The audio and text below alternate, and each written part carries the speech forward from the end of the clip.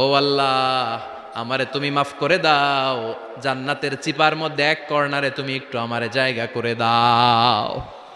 আল্লাহ বলবেন, ওয়াই হাক ইয়াবনা আদম, তোর ধ্বংস হোক হে আদম জাত, মা আগদারাকা, তোর চেয়ে বড় গাদ্দার আমি আমার সৃষ্টিকুলে কাউরে দেখি নাই। কারণ তুই আমার সাথে চুক্তি করিস আর চুক্তি ভঙ্গ করিস।